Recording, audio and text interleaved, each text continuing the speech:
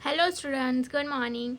So as we are discussing about the layout of a business letter and we have seen the body paragraph, so now we are moving to our next topic which is the complementary clause. तो हमने जब letter लिखना start किया था तो हमने letter writing की starting हमारा बॉडी पैराग्राफ कहाँ से स्टार्ट किया था, तो सैल्यूटेशन से स्टार्ट किया था। वहाँ पे हम किसी भी कम्युनिकेशन का स्टार्टिंग हाय हेलो से करते, तो वैसे ही लेटर में हम सैल्यूटेशन से स्टार्ट करते। तो उसका जब बॉडी पैराग्राफ एंडिंग होता है वहाँ पे हमने डियर सर मैम ओपनिंग में लिखा, फिर बॉडी पैराग्राफ लिखा, देन क्लोजिंग में हम क्या लिखेंगे, तो वहाँ पे कॉम्प्लीमेंट्री क्लोज आता है और वो इंटर रिलेटेड होता है आपके ओपनिंग सैल्यूटेशन से। तो आपने सैल्यूटेशन जो लिखा होगा उस हिसाब से आपका कॉम्प्लीमेंट्री क्लोज होगा। तो देखते हैं complimentary close. Just as the letter begin with the greetings in the form of salutation, it should end with appropriate expression complimenting the reader. तो जैसे ही हम हमारे कम्युनिकेशन की शुरुआत सैल्यूटेशन से करते हैं, वैसे ही हमें उसका एंडिंग कहाँ से करना है, तो कॉम्प्लीमेंट्री क्लोज यूज़ करके उसका एंडिंग करना है ताकि हम रीडर को कॉम्प्लीमेंट कर सकें।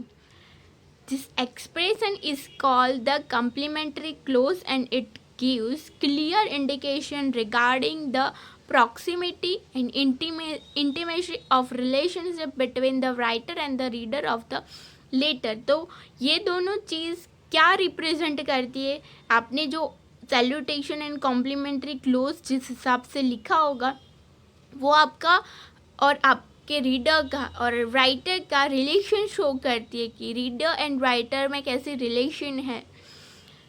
As mentioned earlier, these two compulsory parts of the letter are interrelated। तो हमने ये पहले भी डिस्कशन किया सैल्यूटेशन में कि salutation and complimentary close interrelated है। आप जिस हिसाब से सैल्यूटेशन चूज़ करेंगे उसके अप्रोप्रिएट आपको कम्प्लीमेंट्री क्लोज चूज़ करना होगा, वो अब हम देखते हैं। तो यहाँ पे सैल्यूटेशन एंड कॉम्प्लीमेंट्री क्लोज दोनों दिए हुए और उसके ऊपर नोट है कि फर्स्ट ऑप्शन आप ये चूज़ करते हो तो उस टाइम पे आपको कॉम्प्लीमेंट्री क्लोज ये यूज़ करना होगा। और नोट मतलब कि वहाँ पे रिलेशन क्या शो करता है वो है। तो वन बाय वन डिस्कस करते कि सैल्यूटेशन फर्स्ट हम dear sir ma'am dear use करते, यहाँ पे सर के बिफोर हम डियर यूज़ करते हैं, तो उस टाइम पे हमें yours faithfully complimentary close use करना है। हम सैल्यूटेशन में इफ़ डियर सर मैम और ओनली सर यूज़ करते तो उस टाइम पे हमें complimentary close yours faithfully choose करना होता है। तो यहाँ पे नोट क्या है कि यहाँ पे दोनों के बीच में रीडर एंड राइटर के बीच में फॉर्मल रिलेशन है। जहाँ पे आप फॉर्मल लेटर लिख रहे हो, आप एज अ बिज़नेस ओनर और अपना बिज़नेस के डे टू डे कॉरस्पॉन्ड के लिए गवर्नमेंट को कोई लेटर लिख रहे हो, गवर्नमेंट अथॉरिटी को, तो उस टाइम आप सर डियर सर यूज़ करते हो, तो उस टाइम कॉम्प्लीमेंट्री क्लोज आपको योर्स फेथफुली यूज़ करना होगा। तो यहाँ पे रीडर एंड राइटर के बीच में फॉर्मल रिलेशन है। और नेक्स्ट ऑप्शन है हमारा dear mister Sheikh, dear Pathan, dear Nargis. तो उस टाइम पे यहाँ पे हमने डियर के साथ साथ उस पर्सन का नेम भी मेंशन किया है। तो मतलब कि हम उस पर्सन को पर्सनली जानते हैं, मे बी उस पर्सन के साथ हमारे कोई फ्रेंडली और रिलेटिव है हमारा, तो वो हम उससे नो वन है, वो पर्सन हमारा नो वन पर्सन है। तो यहाँ पे आप दोनों के बीच में एक रिलेशन बिल्डअप हुआ है, तो दैट्स वाई उस टाइम आप ये सैल्यूटेशन यूज़ करते हो। तो उसके सामने उसके ऑपोजिट आपको कॉम्प्लीमेंट्री क्लोज क्या यूज़ करना होगा, योर सिंसियरली।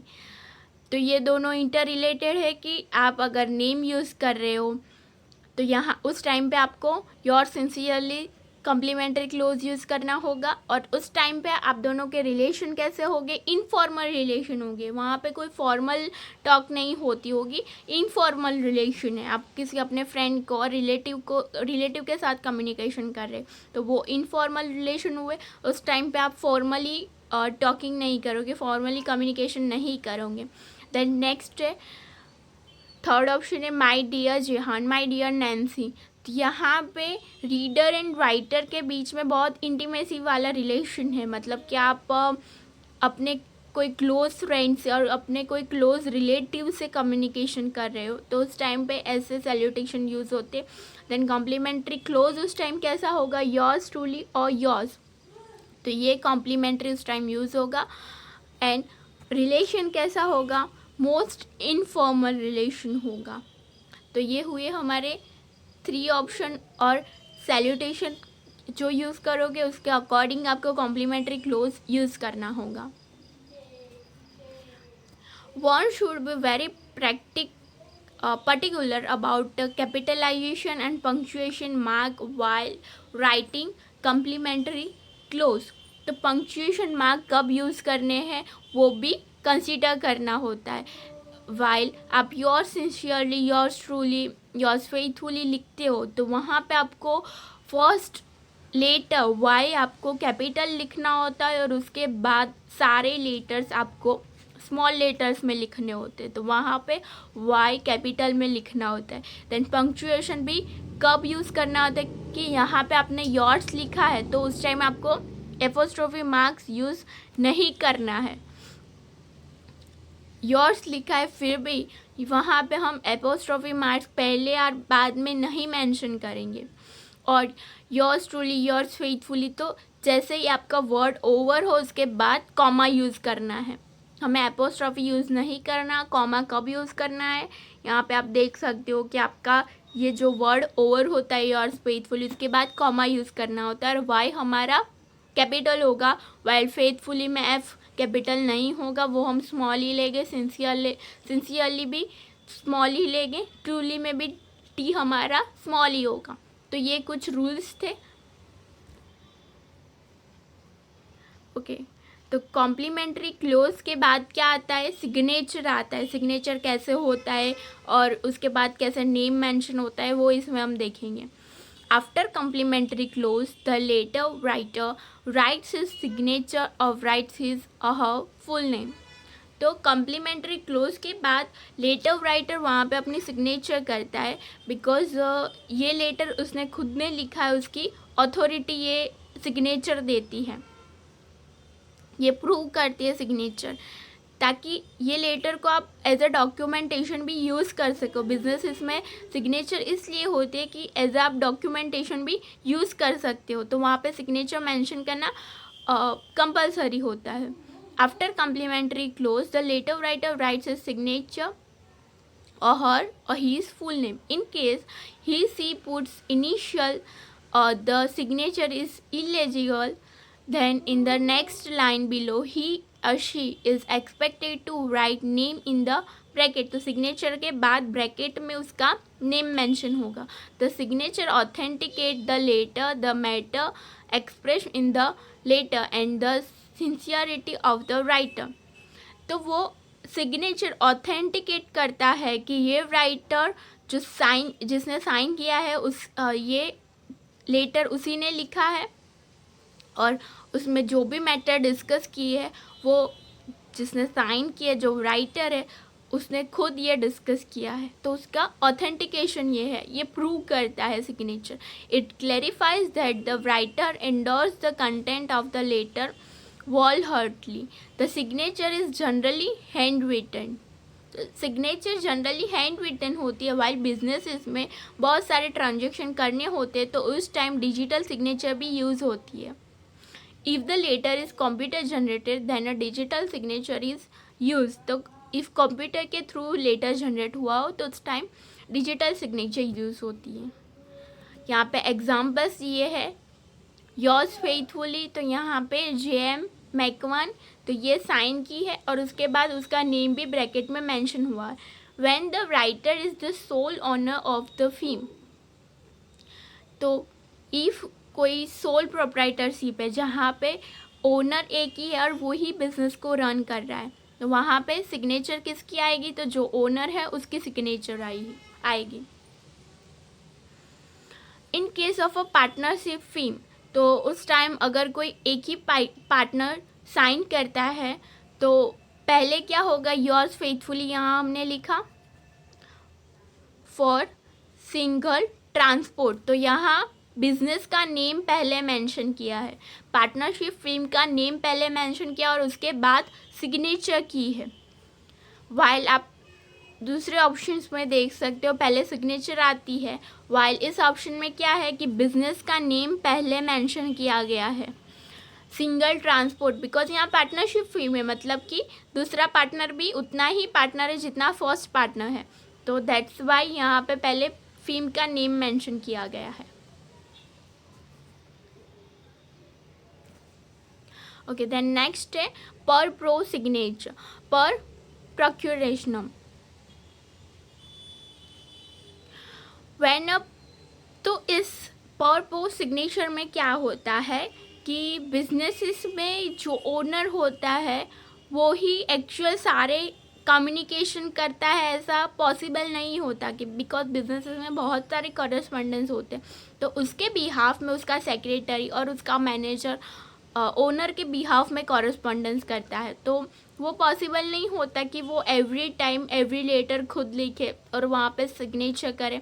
उसके बिहाफ में मैनेजर भी कोई कॉरेस्पॉन्डेंस करता है, सेक्रेटरी भी उसके ओनर के बिहाफ में कॉरेस्पॉन्डेंस करता है। तो उस टाइम सेक्रेटरी एंड मैनेजर को वो अथॉरिटी दी गई होती है कि वो ओनर के बिहाफ में कॉरेस्पॉन्डेंस कर सके। तो जब सेक्रेटरी कोई अपने बिजनेस के रिगार्डिंग सप्लायर को, मैन्युफैक्चरर को लेटर लिख रहा है, बिजनेस लेटर है, तो वहाँ पे वो लेटर लिखता है तो उसके नीचे सिग्नेचर भी उसकी होगी, बट वो किस वे में होगी वो अब हम ये डिस्कस करेंगे। तो वहाँ पे सेक्रेटरी और मैनेजर जब कोई कॉरेस्पॉन्डेंस करता है बिजनेस के बिहाफ में, उसके ओनर के बिहाफ में, तो वो खुद लेटर को साइन करता है, तो इसे हम बोलेंगे पर प्रो सिग्नेचर। वहाँ पे कैसे फॉर्मेट होता है वो अब डिस्कस करेंगे। When a person who holds a higher post in a firm or institute is going to remain away from his her duties, then the person, keeping in mind the promptness of the routine official work of the company, officially allows another person to sign on his behalf, of course after completing a legal formality। तो ये हमने first जो discuss की वो भी एक situation हो सकती है, और दूसरी ऐसी सिचुएशन हो सकती है कि कोई हायर पोस्ट वाला पर्सन है, तो वो किसी ऐसे सिचुएशन के रीज़न से वो फीम को कुछ दिनों के लिए अटेंड नहीं कर सकता, तो वो अपनी अथॉरिटी, अपने फंक्शंस किसी दूसरे पर्सन को अलाउ करता है और उसे अलाउ भी करता है कि वो उसके बिहाफ में सिग्नेचर कर सके। तो उस टाइम पे लीगली सारी प्रोसीजर होती है, बट उसे हम क्या बोलेंगे, पर प्रो सिग्नेचर। तो अनदर पर्सन को अलाउ करता है। At times heads of different departments officially provides rights to sign on their behalf for certain routine correspondence।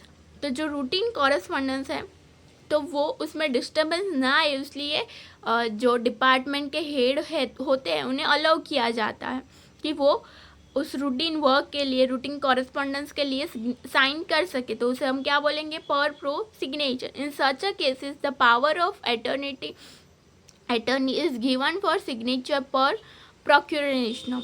This proxy signature arrangement necessarily requires prior completion of legal procedure।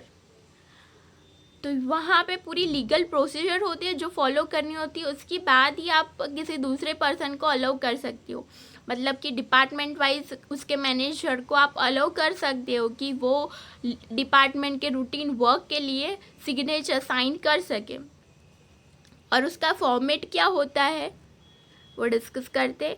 Yours faithfully complimentary close तो आएगा, उसके बाद PP the Oscar chemical limited, उसके बाद firm का name आएगा। Because हमने partnership firm में भी देखा था कि पार्टनर साइन करता है तो उसके पहले पार्टनरशिप फर्म का, बिजनेस का नेम मेंशन होता है। तो वैसे ही यहाँ पे बिजनेस का नेम पहले आएगा, उसके बाद सिग्नेचर आएगी, और सिग्नेचर किसने की है तो उसका नेम आएगा। तो वहाँ पे ब्रैकेट में उसका नेम होगा और उसके बाद उसकी पोजीशन, बिकॉज यहाँ पे ओनर साइन नहीं कर रहा नॉर कोई हायर पोस्ट वाला पर्सन साइन कर रहा है, यहाँ पे किसी दूसरे पर्सन को अलाउ किया गया है, तो मतलब उसकी पोजीशन भी मेंशन करनी होगी। तो वो मैनेजर है सेल्स डिपार्टमेंट का। तो ये हुआ उसका एग्जाम्पल।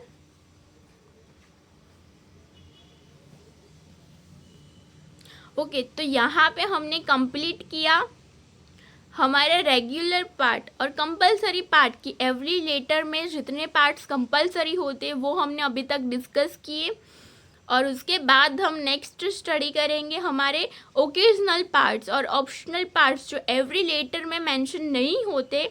कोई ऐसे सिचुएशन आती है तभी हम उसे मेंशन करते। तो फिर से देख लेते हमने क्या क्या डिस्कस किया।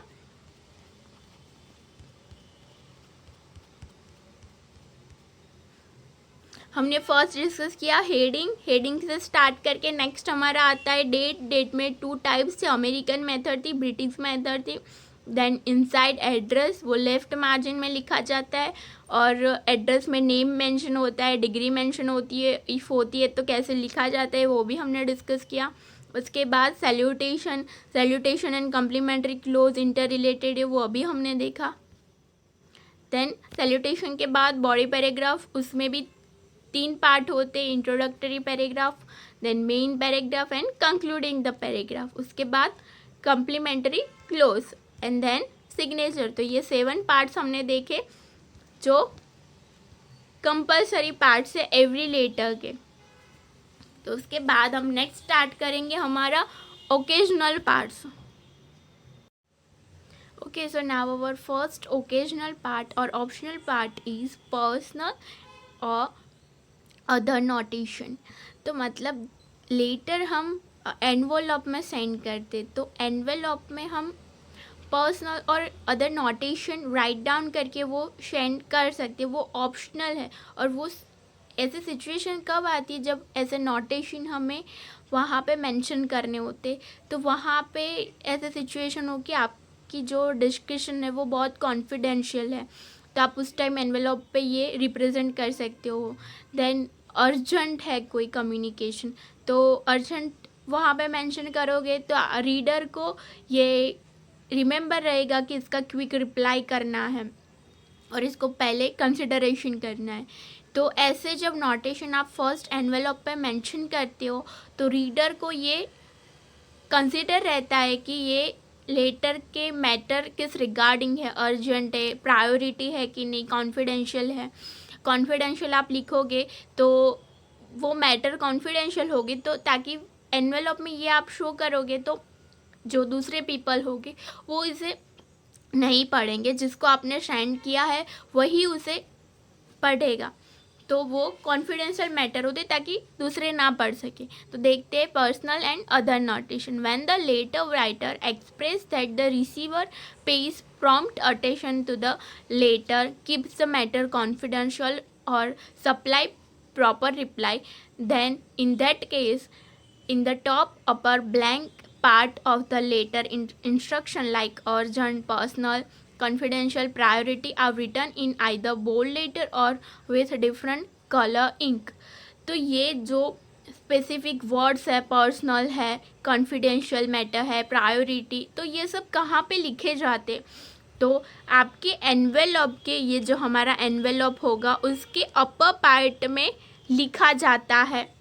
ये जो वर्ड्स है कि प्रायोरिटी है कि नहीं, कॉन्फिडेंशियल है, वो लिखा जाएगा और बोल्ड लेटर में लिखा जाएगा और अंडरलाइंस भी यूज़ की जाती है समटाइम, ताकि वो रीडर को अट्रैक्ट कर सके और वो उसे कंसिडर कर सके। And then at times this expression are underlined to draw attention of the reader, because of it any other person in an institute film would not open or read it the letter or do the needful. It is advisable to mention notation of this type of on the envelope।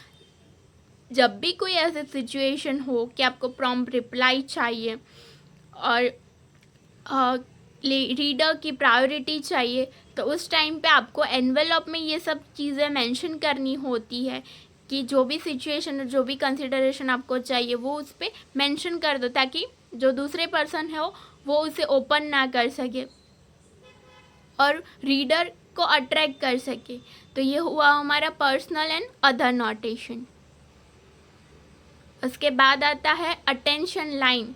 आपको जब attention चाहिए होती तो attention seek line use होती है. The letter writer would mention the address of the receiver as part of the inside address as well as on the envelope, but when he expect that particular person of the institute firm should receive the letter, he only should pay attention and do not needful then the name of that person is mentioned as part of attention line.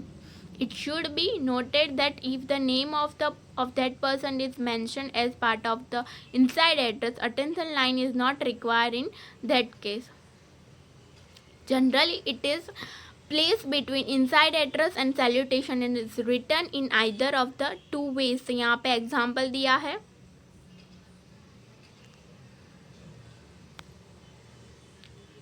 ये हमारा हुआ attention address और उसके बाद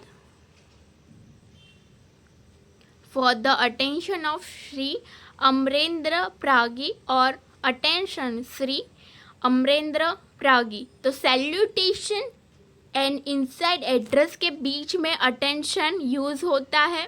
और attention कब use करते हैं हम, कि हम किसी वन पर्सन का अटेंशन सीख करना चाहते हैं, ओनली ये चाहते हैं कि यही पर्सन ये लेटर रीड करे और उसे कंसिडर करे तब, और कोई कॉन्फिडेंशियल मैटर है और आप इसी पर्सन की प्रायोरिटी चाहते तो उस टाइम हम ये अटेंशन लाइन यूज़ करते, अटेंशन यूज़ करते फॉर द अटेंशन ऑफ. और अटेंशन लिखने के लिए भी दो टाइप से, आप फर्स्ट भी लिख सकते हो कि that attention of Shri Amarendra Pragi, और अटेंशन मेंशन करके उस पर्सन का नेम भी मेंशन कर सकते हो. तो ये हमारी हुई अटेंशन लाइन जो इन बिटवीन आती है इनसाइड एड्रेस एंड सैल्यूटेशन के बीच में. और वो कब यूज़ होती है, जब आप किसी वन पर्सन का अटेंशन सीख करना चाहते हो तो वो यूज़ होती है. और उसके दो टाइप्स है. तो ये हुई हमारी अटेंशन लाइन.